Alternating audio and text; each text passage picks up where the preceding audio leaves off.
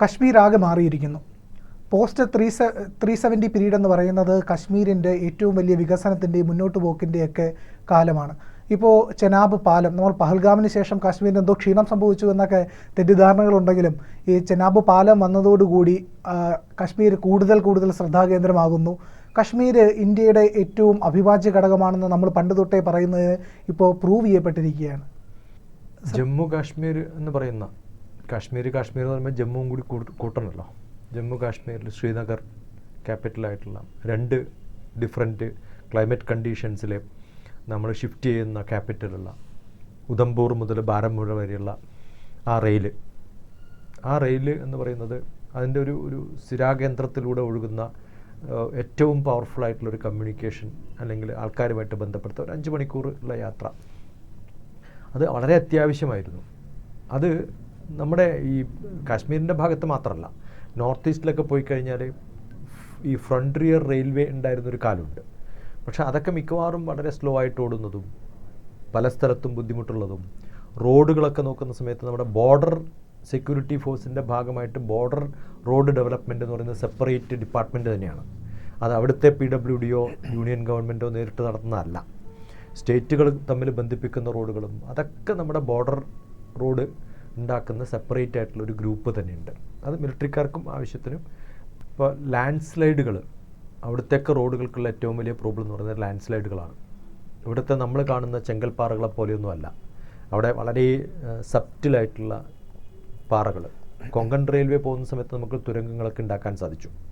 അതേപോലെ തുരങ്കങ്ങൾ ഉണ്ടാക്കിയാലും അത് കംപ്ലീറ്റ് ആയിട്ട് നമ്മൾ ഒരു കോൺക്രീറ്റ് റൗണ്ട് ഉണ്ടാക്കിയിട്ട് പില്ലർ ഉണ്ടാക്കിയിട്ട് അല്ലെങ്കിൽ അതിൻ്റെ ഉള്ളിൽ ഹോളോ ആയിട്ടുള്ള സംഭവങ്ങൾ ഉണ്ടാക്കിയെടുക്കുക എന്ന് പറയുന്നത് വളരെ കോസ്റ്റ്ലി ആയിട്ടുള്ളതും വളരെ വയലൻ്റ് ആയിട്ടുള്ള ഒരു ഏരിയയുമാണ്.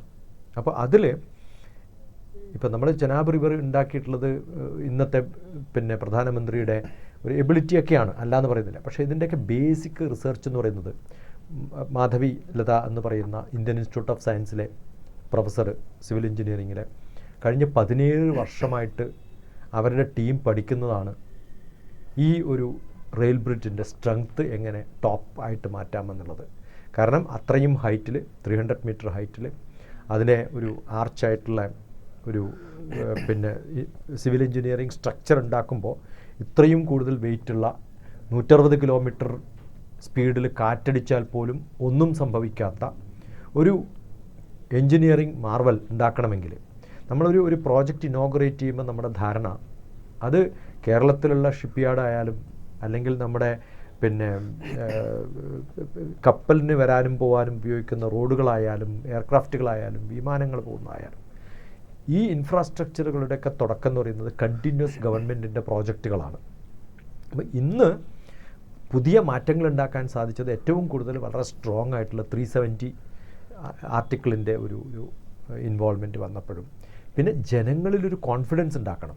നമ്മൾ പലപ്പോഴും പ്രോജക്റ്റുകളും പ്രോസസ്സുകളും ചെയ്താലും അത് ജനങ്ങളിലേക്ക് എത്തിയിട്ടൊരു ഇമ്പാക്റ്റ് ഉണ്ടാക്കാൻ ഈ ഗവൺമെൻറ്റിന് നല്ലപോലെ സാധിച്ചു എന്നുള്ളതാണ്. അതല്ലെങ്കിൽ പലപ്പോഴും ചെറിയ സ്റ്റേറ്റുകളിൽ ചെറിയ സംഭവങ്ങളൊക്കെ നടക്കും. ഇന്ത്യ ഒരു വലിയ രാജ്യമാണ്, രാഷ്ട്രമാണ്. നമുക്ക് കുറേ കാര്യങ്ങൾ ചെയ്യാൻ പറ്റുമെന്നുള്ളതിന് മാർക്കറ്റിംഗ് ആവശ്യമാണ്. നമുക്ക് നല്ല എബിലിറ്റി, നല്ല സോപ്പ് ഉണ്ടാക്കിയിട്ട് കാര്യമില്ല, അതിനെ കവർ ചെയ്യുന്ന കവറും കൂടി കുറച്ചും കൂടി നന്നാക്കണം. അതിൽ നല്ലപോലെ വിജയിച്ചിട്ടുള്ള ഒരു പ്രൈം മിനിസ്റ്ററാണ് നമുക്കിപ്പോൾ ഉള്ളത്. അദ്ദേഹത്തിന് മാത്രമല്ല, നമ്മളിപ്പം ആദ്യം പ്രൈം മിനിസ്റ്റർ കാണുന്ന സമയത്ത് അദ്ദേഹത്തിൻ്റെ ഗാംഭീര്യം, ഞാൻ പണ്ട് ഗുജറാത്ത് ചീഫ് മിനിസ്റ്റർ ആയിരിക്കുന്ന സമയത്ത് ഒരു എക്കണോമിക് മാഗസീന് വേണ്ടിയിട്ട് മോദിയെക്കുറിച്ച് ഞാൻ എഴുതിയൊരു ആർട്ടിക്കിളുണ്ട്. The power brings power to the state എന്നാണ്. പവർ എന്ന് പറഞ്ഞാൽ ഇലക്ട്രിക് പവറാണ്. അപ്പോൾ ഒരു സ്റ്റേറ്റിൻ്റെ ഡെവലപ്മെൻറ്റ് എന്ന് പറയുന്നത് അവിടെ ഉപയോഗിക്കുന്ന ഇലക്ട്രിസിറ്റിയുടെ ക്വാണ്ടിറ്റി നോക്കിയാൽ നമുക്ക് പറയാം. അതിൽ ഒരു വലിയൊരു സ്റ്റീപ്പ് ഹൈപ്പ് ഉണ്ടായിരുന്നു മോദി ചീഫ് മിനിസ്റ്റർ ആയിരുന്ന സമയത്ത്. അപ്പോഴേ നമുക്കറിയാം ഇദ്ദേഹത്തിൻ്റെ വിഷൻ ഇന്നതാണ്. പിന്നെ ഒരു പ്രോജക്റ്റ് ഉണ്ടാക്കുന്ന സമയത്ത് എത്ര ഫാസ്റ്റായിട്ട് അതിനെ മാറ്റാൻ പറ്റും. ഇപ്പോൾ ലോകത്തിലെ ഏറ്റവും വലിയ എക്സിസ്റ്റിംഗ് സ്റ്റാൻഡിങ് സ്റ്റാച്യു എന്ന് പറയുന്നത് ഗുജറാത്തിൽ ഉണ്ടാക്കുന്ന സമയത്ത് അദ്ദേഹത്തിന് അഹമ്മദാബാദിലോ ബറോഡയിലോ ഒക്കെ ഉണ്ടാക്കാമായിരുന്നു. അതിന് പകരം ഉണ്ടാക്കിയത് ഒരു ഡെവലപ്മെൻറ്റും ആർക്കും പ്രതീക്ഷിക്കാത്തൊരു സ്ഥലത്തേക്ക് ഉണ്ടാക്കിയ സമയത്ത് ആ ഒറ്റ സ്റ്റാച്യു ഉള്ളത് കൊണ്ട് ആ സ്ഥലം ഫുൾ ഡെവലപ്പായി. അതുപോലെ ഈ കാശ്മീർ എന്ന് പറയുന്ന സ്ഥലത്ത് എനിക്കറിയാവുന്ന കുറേ ആൾക്കാർ, ഞാൻ അടുത്ത കാലത്തൊന്നും പോയിട്ടില്ല, പക്ഷേ പഠിച്ച സമയത്തും കണ്ട സമയത്തും മനസ്സിലാക്കിയിട്ടുള്ളത് കഴിഞ്ഞ 10 വർഷത്തിൽ കാശ്മീരിലുണ്ടായിട്ടുള്ള ഒരു ഡെവലപ്മെൻറ്റ്, ഒരു ടൂറിസം ഡെവലപ്മെൻറ്റ്, ഇതൊക്കെ നമ്മളെ മാത്രമല്ല, ഇൻറ്റേർണലായിട്ടുള്ള ടെററിസ്റ്റുകളെ മാത്രമല്ല, പുറത്തുള്ള പാകിസ്ഥാനിലെ ടെററിസ്റ്റുകളെ പോലും അത്ഭുതപ്പെടുത്തുന്നു എന്നുള്ളതുകൊണ്ടാണ്. അതുകൊണ്ടാണ് ഈ പ്രശ്നങ്ങളൊക്കെ ഉണ്ടാവുന്നതും. അവർക്കത് സഹിക്കാൻ പറ്റില്ല. നമ്മുടെ അയൽവാസി നല്ലൊരു കാറ് മേടിക്കുമ്പം നമുക്കൊന്നും പറ്റൂലെങ്കിൽ ഒരു കല്ലെടുത്തെറിഞ്ഞ് ചില്ല് പൊട്ടിക്കാനൊന്നും നോക്കുന്ന പോലെ ആ ലാഘവത്തിൽ ഈ പാകിസ്ഥാൻ ചെയ്തിട്ടുള്ളത് നമുക്ക് സാരില്ല എന്ന് വെക്കാമായിരുന്നു.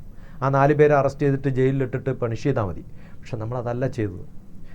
കാശ്മീരിലെ ജനങ്ങൾക്കും കൂടി ഒരു കോൺഫിഡൻസ് കൊടുക്കണം. നിങ്ങളെ ഒരു ഭാഗത്ത് എന്തെങ്കിലും പ്രശ്നമുണ്ടായാൽ ആ ഉണ്ടാക്കിയ ആളെ നമ്മളെ വെറുതെ വിടില്ല എന്നുള്ളത്. അത് കൃത്യമായിട്ട് നമുക്ക് പാകിസ്ഥാനെ ആക്രമിച്ചുകൊണ്ട് കാണിക്കാൻ സാധിച്ചു. അതിനുള്ള സ്ട്രെങ്ത്ത് നമ്മൾ കാണിച്ചു, പൊളിറ്റിക്കൽ വില്ല് കാണിച്ചു. അതിൽ ഇന്ത്യയുടെ എല്ലാ ഗണങ്ങളിൽപ്പെട്ടിട്ടുള്ള ആൾക്കാരെയും ഒരു ഫോൾഡിൽ കൊണ്ടുവരാൻ സാധിച്ചു എന്നുള്ളത് കാശ്മീരിൻ്റെ ഡെവലപ്മെൻറ്റ്.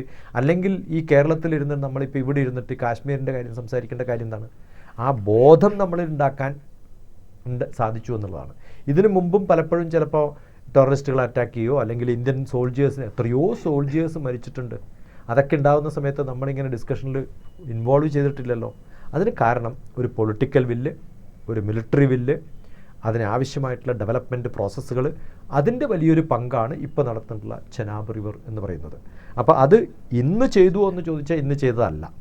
കുറേ കാലങ്ങളായിട്ടുള്ള റിസർച്ച്, കുറേ ഡെവലപ്മെൻറ്റ്, നമ്മുടെ ടെക്നോളജിക്കൽ ഡെവലപ്മെൻറ്റ്, എൻജിനീയറിങ് സ്കില്ല്, അതിനുപയോഗിക്കുന്ന സയൻസ്, മാത്സ്, ഇതൊക്കെ സ്ട്രോങ് ആയിട്ടുള്ളത് കൊണ്ട്, ബേസിക് റിസർച്ച് നമുക്ക് സപ്പോർട്ട് ചെയ്യാൻ സാധിച്ചതുകൊണ്ട് ഇത് നന്മയിൽ നമുക്കുണ്ടാക്കാൻ സാധിക്കുന്ന നമ്മുടെ ഇൻറ്റേർണൽ സ്ട്രെങ്ത് ഉപയോഗിച്ച് നമുക്ക് പറയാൻ പറ്റുന്നൊരു വലിയൊരു കാര്യം, ലോകത്തിലെ ഏറ്റവും നല്ല ഇത്തരം എൻജിനീയറിങ് മാർവൽസ് ഇന്ത്യ പ്രൊഡ്യൂസ് ചെയ്തു എന്ന് പറയുന്നത് ഈ ഒരു കാലഘട്ടത്തിലാണെന്നുള്ളത് ആ പൊളിറ്റിക്കൽ സപ്പോർട്ടും കൂടി അതിൻ്റെ കൂടെ പോയതുകൊണ്ടാണ്. അതിനുള്ള വിൽ പവർ അത് നമ്മുടെ പ്രൈം മിനിസ്റ്റർക്ക് ഉണ്ട്. ഇപ്പോൾ അതുപോലെ തന്നെ ആ പ്രൈം മിനിസ്റ്ററുടെ ഒരു പ്രൗഢി കാണുമ്പോൾ അവരുടെ താഴെയുള്ള മിനിസ്റ്റർമാർക്കൊക്കെ ഇത് കിട്ടുന്നു എന്നുള്ളതാണ്. അതുകൊണ്ട് അവരുടെ ഓരോ നടപ്പിലും നമ്മൾ കാണുന്നത് വളരെ സോഫ്റ്റായിട്ടുള്ളൊരു ഗാംഭീര്യത്തോടു കൂടി നടക്കുന്നതും സോഫ്റ്റായിട്ട് നടക്കുന്നതും കോൺഫിഡൻസോട് നടക്കുന്നതും അല്ലാതെ നടക്കുന്നതൊക്കെ നമുക്ക് വ്യക്തമായിട്ട് കാണാൻ സാധിക്കും. അത് പലരിലേക്കും പകർന്നു കൊടുക്കാൻ സാധിച്ചു എന്നുള്ള വലിയൊരു നന്മ നമുക്ക് കാണാൻ സാധിക്കും. അത് ഓരോ എംപ്ലോയിലും ഓരോ താഴെക്കിടയിലുള്ള ഗവൺമെൻറ് ഉദ്യോഗസ്ഥന്മാരിലും ഉണ്ടാവട്ടെ. അത് രാജ്യത്തിന് പുരോഗതിയിലേക്ക് എത്താൻ സാധിക്കട്ടെ. അതുകൊണ്ടല്ലേ ഈ പ്രശ്നങ്ങളൊക്കെ നടന്നിട്ട് 1 മാസം കഴിയുമ്പോഴത്തേക്കും രണ്ടാമതും ടൂറിസ്റ്റുകൾ അവിടെ എത്താൻ തുടങ്ങി. ആ ടൂറിസ്റ്റുകൾ എത്തണമെങ്കിൽ എയർക്രാഫ്റ്റ് ഓടണം, അതുപോലെ തന്നെ നമുക്ക് റെയിൽ വേണം, അതുപോലെ തന്നെ റോഡ് വേണം. ഇതൊക്കെ നമുക്ക് പുനഃസ്ഥാപിക്കാനോ അല്ലെങ്കിൽ അവർക്ക് കോൺഫിഡൻസ് കൊടുക്കാനോ ഒക്കെ സാധിച്ചു എന്നുള്ളത് വലിയൊരു കാര്യമാണ്. അത് സാധിക്കുന്നുണ്ട്. പക്ഷേ അവിടുത്തെ ക്ലൈമറ്റിക് കണ്ടീഷൻസ് ഞാനിപ്പോൾ പറഞ്ഞതുപോലെ എത്ര ആക്റ്റീവായാലും കുറച്ച് കഴിയുമ്പോൾ കുറച്ച് മാസങ്ങൾ അടച്ചു പൂട്ടേണ്ട ഗതി വരും. അത് നമ്മുടെ ബദരീനാഥ് ആയാലും വരും. ഞാൻ പണ്ടെപ്പോഴോ പറഞ്ഞിട്ടുണ്ട്, ബദരീനാഥ് എന്ന് പറയുന്നത് ഒരു ഒക്ടോബർ മുതൽ അടുത്ത ഒരു കുറേ മാസങ്ങളിൽ 4-5 മാസം പൂട്ടിയിട്ട് അവിടുത്തെ പോലീസ് സ്റ്റേഷനും റവന്യൂ ഡിപ്പാർട്ട്മെൻറ്റും ഹെൽത്ത് ഡിപ്പാർട്ട്മെൻറ്റും ടെമ്പിൾ അടക്കം അവിടുന്ന് പോകും. പൂജാരി പോലും ഉണ്ടാവില്ല. അവിടുന്ന് ചൈന ബോർഡറിലേക്ക് 30 കിലോമീറ്ററേ ഉള്ളൂ. ആ 30 കിലോമീറ്ററിനടുത്തുള്ള ഈ ഒരു സ്ഥലം ആകെ ഒരു ക്ഷേത്രം കൊണ്ട് നിലനിൽക്കുന്നത് കേരളം മുതലുള്ള ടൂറിസ്റ്റുകൾ അവിടെ വരെ പോകുന്നത് കൊണ്ടാണ്. സ്പിരിച്വൽ ടൂറിസത്തിന് അവിടെ പോകുന്നത് കൊണ്ടാണ്. അത് സ്ഥാപിച്ചിട്ടുള്ളത് ശങ്കരാചാര്യരാണ്. അപ്പോൾ കേരളത്തിൽ നിന്ന് പോയിട്ടുള്ളൊരു ശങ്കരാചാര്യർ കുറേ വർഷങ്ങൾക്ക് മുമ്പ് സ്ഥാപിച്ചിട്ടുള്ളത് നമ്മുടെ ബോർഡറും കൂടിയാണെന്ന് ആലോചിച്ച് നോക്കണം. അപ്പോൾ ഓരോ സ്ഥലത്തും നമ്മൾ നോക്കുമ്പോൾ നമ്മുടെ സ്പിരിച്വൽ റിലീജിയസ് ആയിട്ടുള്ള ആക്ടിവിറ്റി അതിൻ്റെ ഭാഗമായിട്ട്, അതുകൊണ്ട് കാശ്മീർ പണ്ഡിതന്മാർക്ക് തിരിച്ചു പോയി താമസിക്കാനും കാശ്മീരിലും ജമ്മുവിലുമൊക്കെയുള്ള നമ്മുടെ ക്ഷേത്രങ്ങളൊക്കെ തുടരാനും ദേവീക്ഷേത്രങ്ങൾക്കൊക്കെ കാശ്മീരി ശൈവിസത്തിനൊക്കെ ഏറ്റവും പ്രാധാന്യമുള്ള സ്ഥലം അതിനുവേണ്ടി തുറന്നു കൊടുക്കാനും, അടുത്ത കാലത്ത് മോദി പോയ സമയത്ത് വെസ്റ്റേൺ കൺട്രികളിലൊക്കെയുള്ള കാശ്മീരി പണ്ഡിറ്റ്സുകളുടെ ഈ ജനറേഷൻ അവരോട് പറഞ്ഞത്, ഞങ്ങളുടെ അപ്പൂപ്പന്മാരൊക്കെ ഉണ്ടായിരുന്ന സ്ഥലം നമുക്കൊന്ന് തിരിച്ച് അതുപോലെ ഉണ്ടാക്കിയെടുക്കണ്ടേ എന്ന് ചോദിച്ചപ്പോൾ അദ്ദേഹം പറഞ്ഞത് അതിൽ ഗ്യാരണ്ടി ചെയ്യുമെന്നാണ്. അപ്പോൾ എനിക്ക് തോന്നുന്നത് സാധിക്കും. കുറേ മാറ്റങ്ങളുണ്ടാവും. നമുക്കൊക്കെ യാത്ര ചെയ്യാൻ പറ്റുന്ന, സന്മനസ്സോടുകൂടി പ്രാർത്ഥിക്കാൻ പോകാൻ പറ്റുന്ന കാശ്മീർ, നമ്മൾ പണ്ടൊക്കെ പഠിച്ചുള്ള കാശ്മീർ മുതൽ കന്യാകുമാരി വരെ എന്നുള്ളതാണ്.